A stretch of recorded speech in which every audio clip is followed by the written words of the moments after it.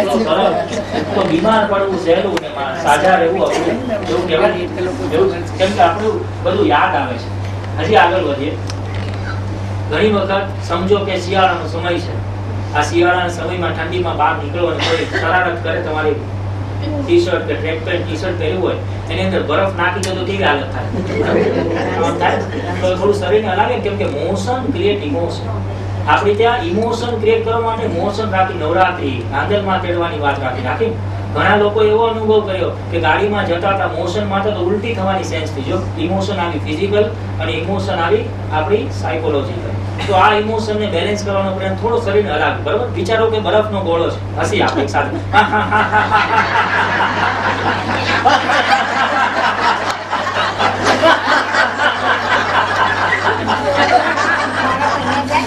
હવે સમજો કે તમે શિયાળામાં વોક કરીને, હવે અહીંની ઘણા લોકોની પ્રથા છે કે વોક કરે પછી સરસ મજાનો નાસ્તો કરીને ઘરે આવે.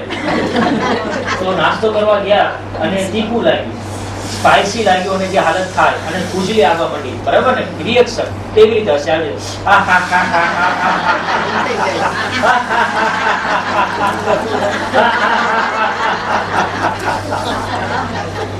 હવે ઘરે આવ્યા એટલે ગરમ ગરમ ચા, કોફી કે દૂધ, બરાબર એવું પીવાની વાત. ગરમ એટલું તો આપણે હલાવવું પડે. તો આપણે એક હાથે આ રીતે હલાવશું, બીજી વાર હલાવશું, મોઢામાં નાખતી વખતે, હલાવતી વખતે આપણે હસશું, બરાબર? એક સાથે કરી આપીએ.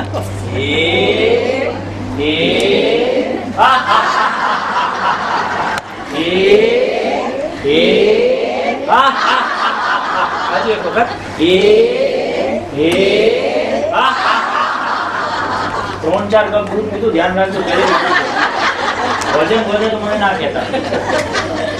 હવે આગળ વધીએ પાછા. ચા દૂધ પીધું.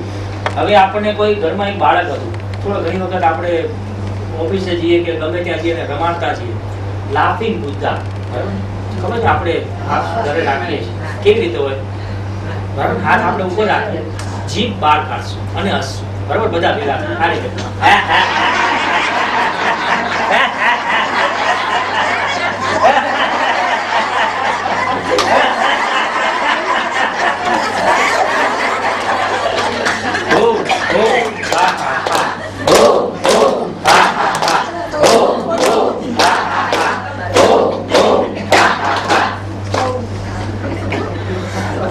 આગળ વધીએ.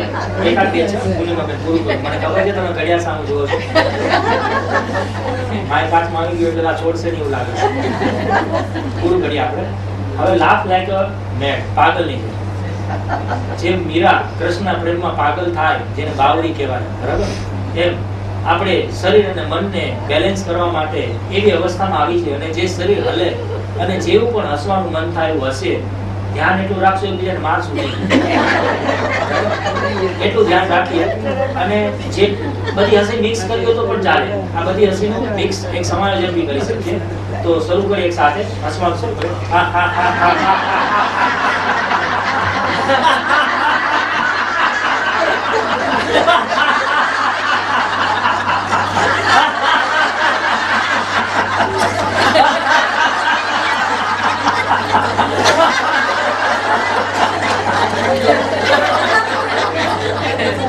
આપણે આટલું બધું હસ્યા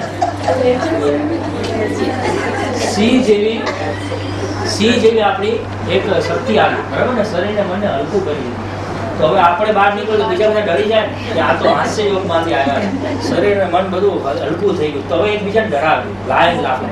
આપણે આવી રીતે હાથ કરશું, જીભ બહાર રાખીને અવાજ કરશું, હસવાનું નથી, બરાબર? આવી રીતે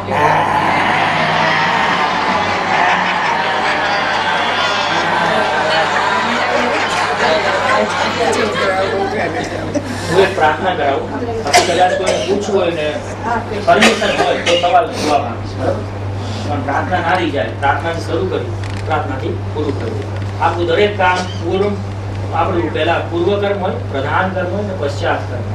આપણે હાથ ધોઈએ પછી જમવા બેઠે ફરીવાર હાથ ધોવા પડે છે ને, જમવાનું વચ્ચે હોય. એમ આપણે કૃતજ્ઞ ભાવ, દૈવિક અને આધ્યાત્મિક ઉન્નતિ પણ આવે એવો ભાવ રાખીએ તો તંદુરસ્તી મળે. અને હું માત્ર તંદુરસ્ત રહેવાનો પ્રયત્ન કરું તો ના રહી શકું. આખો સમાજ તંદુરસ્ત થાય, આખો દેશ તંદુરસ્ત થાય અને વિશ્વ તંદુરસ્તીનું વિચારે ત્યારે મારી તંદુરસ્તી 100% મને મળવાની એની ખાતરી આપે, બરાબર? तो मारा बोल्या પછી બોલશું હિન્દીમાં બોલાવો તો ચાલશે હિન્દી બોલી શકશો हे परमात्मा आज हम सभी पवित्र आत्माएं आपको सच्चे हृदय से प्रार्थना करते हैं कि पूरे विश्व में शांति हो,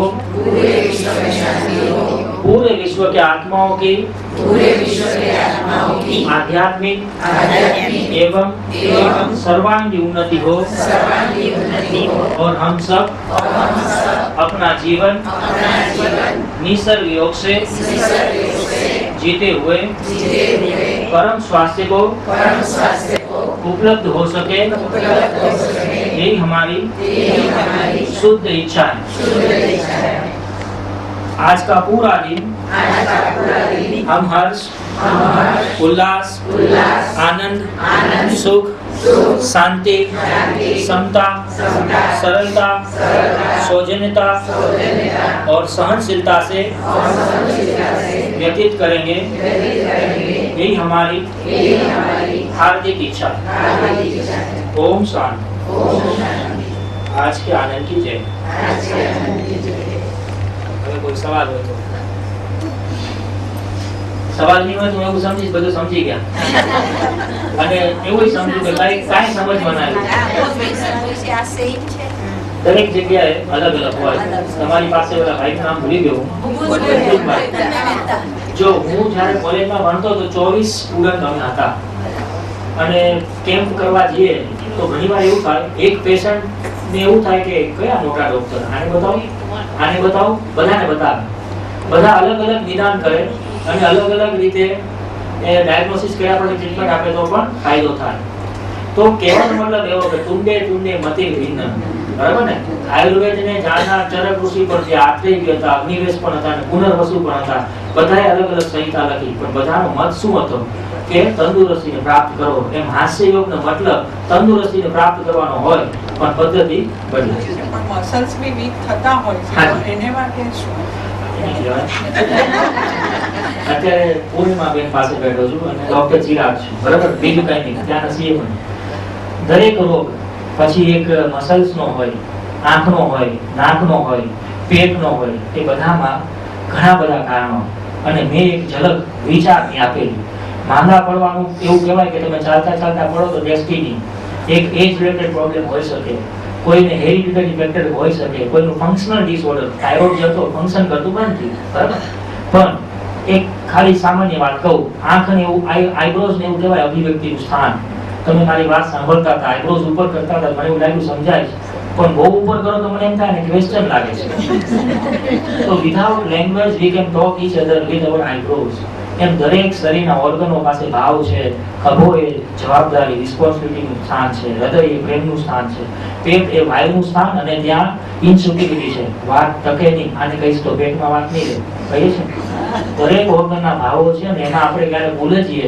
તો ફિઝિયોલોજિકલ ચેન્જીસ થાય પણ ફિઝિયોલોજિકલ ચેન્જીસ હોય તો પણ મન બગડે બરાબર મારી એવો દાવો કે એ જ વાત નહીં કે આર્થરાઇટિસ આને જ કારણે થાય પણ આટલા બધા કારણોમાં આ કારણ ભૂલતા નહીં યાદ રાખજો બરાબર એવી વાત છે જેનાથી આર્થરાઇટિસ રિલેટેડ છે એ બાબતમાં દૂધની અંદર કેલ્શિયમ છે અને તમે જો વજનની વાત ના કરતા હોય કેલ્શિયમની વાત કરતા હોય તો દૂધ પીવાનું પણ હવે 136 જનાવર છે દૂધ આપનારા જેમાંથી 32 જનાવરનું દૂધ મનુષ્ય માટે ઉપયોગી જેમાંથી 12 કે 15 જનાવરનું દૂધ પી શકાય અને એમાં ઉત્તમ દૂધ ગાયનું કીધું પણ ગાય એટલે કાવ નથી અને કાવ એટલે ગાય નથી ગાયના ક્રોમોઝોમ્સ અલગ છે કાવના ક્રોમોઝોમ્સ અલગ છે ગીરની ગાય એ ગાય છે બાકી બધી કાવ છે અને તમારી પાસે દૂધ આવે પાઉચમાં આવતું હોય બીજા ત્રીજા દિવસે આવે ફ્રીજમાં એકાદ બે દિવસ પડ્યું રહે આરામ કરે ઠંડીમાં ગરમી હોય એટલે અને ચોથા પાંચમા દિવસે ઉપયોગ કરો તો એ દૂધ નથી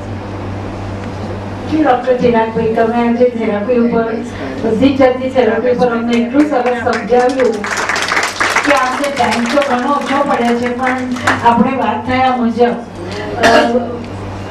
ભૂતકાળમાં આપણે ભવિષ્યમાં બે 4 મહિના પછી વિચાર રાખીએ કે 3 દિવસ તમારે ત્યાં મહેસાણા અમે આવીએ અને બધાને આ લાભ 3 દિવસ માટે મળે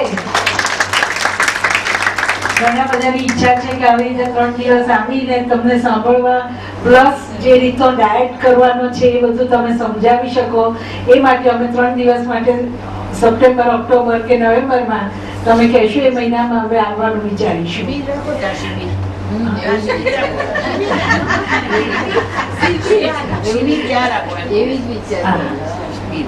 શિબિર તો વસ્તુ જ આખી જુદી છે. પછી આપણને ડોક્ટરે સાંભળવાનો ચાન્સ ના મળે, એમાં કથાકાર જોઈએ પાછા. તમે સ્વાસ્થ્ય કથા રાખો, હું આવીશ. ભગવાનને ભજવા માટે ઘણી વાતો થઈ અને કદાચ કોઈ આસ્થાન સંસ્કાર જોઈએ છે, બરાબર, તો તંદુરસ્તી માટે શું કરી શકાય એવું 3 દિવસનું ગોઠવો, 4 દિવસનું સવારથી સાંજ આ જ વાત કરશું, પણ એમાં મને મોકો મળશે એક પગથિયાથી ચડીને ઉપર સુધી પહોંચાડવાનો. અને જોડે ખાવાનું શું એ પણ આપણને સમજાવી શકે તો આપણે 3 દિવસ માટે એમનો જ ફૂડ, એમના જ કુક બધું બનાવે એવું કરી શકાય. એમણે એમ કહ્યું કે તમે અહીંયા કોઈ ફાર્મમાં ગોઠવો તો હું મારો કુક લઈને આવું, તમને એ જ રીતે ખવડાવું ને તમને એ જ રીતે સમજાવું. પણ એના કરતા આપણે મહેસાણા જઈને 3 દિવસ રહીએ તો વધારે લાભ મળશે બીજો બધો પણ. સ્વાસ્થ્ય શિબિર થશે. હા, સ્વાસ્થ્ય શિબિર કરીશું. હા, સ્વાસ્થ્ય શિબિર કરીશું. અને એવું સમજવા મળશે કે ખા ને ના ખા, 50 સુધી એક્સિલેટર દબાવાય, 50 પછી બ્રેક દબાવાય ના. પણ ત્યાં 60 જણની જ સગવડ છે એટલે આપણે વહેલા તે પહેલાની ધોરણે ગોઠવીશું. થેન્ક યુ ડોક્ટર સાહેબ. Thank you.